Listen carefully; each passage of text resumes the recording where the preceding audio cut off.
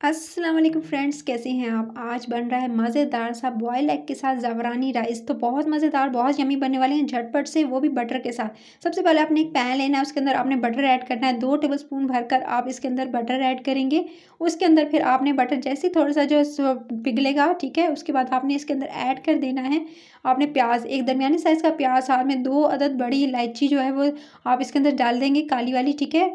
तो आपने इसके अंदर इलायची डालकर आपने प्याज को अच्छे से सौते करना है बटर के अंदर। बटर की जब डालेंगे तो आपने हल्की आंच रखनी है और अच्छा सा कलर चेंज होने तक आपने कुक कर लेना है अपने प्याज़ों को।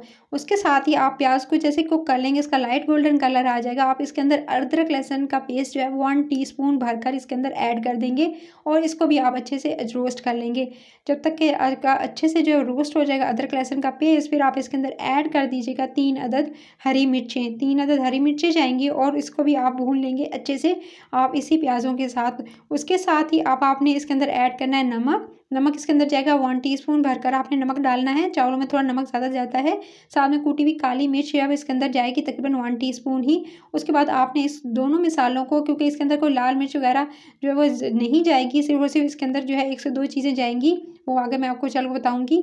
तो आप जो है इसके बाद इसके अंदर पानी ऐड कर दीजिएगा आधा कप पानी ऐड करने के बाद फिर आपने इसको आपने 1 से 2 मिनट अच्छे से जो है भून लेना है इस मसाले को। उसके साथ ही जैसे इसके अंदर ऐड कर देना कूटी हुई लाल मिर्च, जस्ट टेस्ट के लिए आपने इसके अंदर हाफ़ टी स्पून। उसके बाद आपने इसको अच्छे से भून लेना है इस मसाले को जब तक कि इसका अच्छे से पानी ड्राई नहीं हो जाता। मसाले को बहुत अच्छे से कुक करेंगे।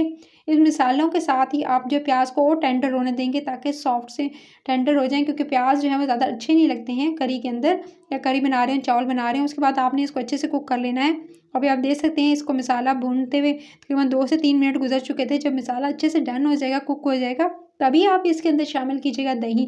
दही को हल्की आंच करके शामिल करेंगे ताकि फटे नहीं। तो आप इसके अंदर आधा कप दही का शामिल करेंगे और दही शामिल करने के साथ ही आप इसको बहुत अच्छे से धीरे धीरे जो है वो इसको कुक कर लेंगे। फिर आपने क्या करना है, इसे अच्छे से आप इस तरह से दे सकते हैं, बहुत अच्छे से मैं इसे धीरे धीरे जो है वो इसे कुक कर रही हूँ लो फ्लेम पर, ताकि दही जो है वो इसके लम्स ना रह जाएँ, दही जो है कहीं से फट ना जाए, क्योंकि दही फट जाता है जैसे आप बहुत तेज़ आँच पर दही को शामिल करती हैं अपने सालन के अंदर, करी के अंदर, चावलों में। सो अब आपने इसके अंदर पानी लगा देना है। दही का पानी जैसे ड्राई हुआ, मैंने इसके अंदर पानी लगा दिया। 1 से डेढ़ गिलास पानी भरकर डालेंगे, क्योंकि चावल हैं, चावलों में पानी ज़्यादा जाएगा।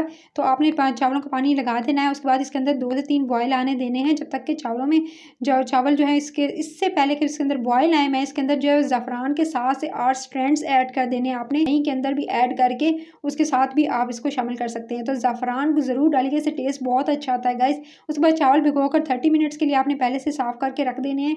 ये तकरीबन मेरे पास जो था 2 कप चावल थे, ठीक है। 2 कप चावल भरकर अच्छे से वॉश करके आप इसके अंदर शामिल कर दीजिएगा। जैसे बॉयल आ जाएगा, 1 से 2 बॉयल आएँगे तो पानी के अंदर, तो आपने इसके अंदर चावल शामिल कर देने हैं। जब तक कि अच्छे से पानी ड्राई हो रहा है चावलों का, इसको आप मीडियम आँच पे ड्राई कर लीजिएगा। आपने ले लेने हैं 2 से 3 बॉयल एग, वो भी आपने अच्छे से कट कर लेने हैं, मोटे-मोटे कट कीजिएगा। चाहे तो इसके ऊपर दम दे सकते हैं, चाहे तो आखिर में जो है वो इसकी गार्निशिंग जो है वो कर सकते हैं, यानी टॉपिंग भी आप डाल सकते हैं। आपके पास दोनों चॉइसेस हैं। उसके बाद जैसे ही पानी ड्राई हुआ चावलों का, ये देख सकते हैं अच्छे से ड्राई हो चुका था पानी।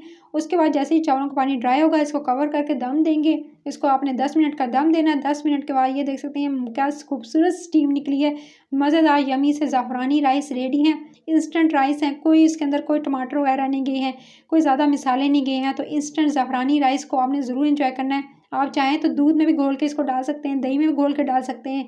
सो आप जो है अपने हिसाब से इसको जो है वो डायरेक्ट भी डाल सकते हैं, जिस तरह से मैंने डाला है। उसके बाद आप इसे प्लेटर में सर्व करेंगे और इस तरह से मैंने आपको बताया अंडे, या तो आप इसे ऊपर दम जब दम दिया था तब रख सकते हैं ऊपर बॉयल हुए एग, लेकिन थोड़े सख्त उबालिएगा फिर उसके बाद, तब तक कि ये ज़्यादा सॉफ्ट ना हो जाए उसके। लेकिन अगर जो आप ऊपर से टॉपिंग के लिए रख रहे हैं तो फिर तो नॉर्मल आप जिस तरह से अंडा बॉयल करते हैं, फिर इसको जी आप इसी तरह से आप अंडों के साथ सर्व कीजिएगा बॉयल हुए।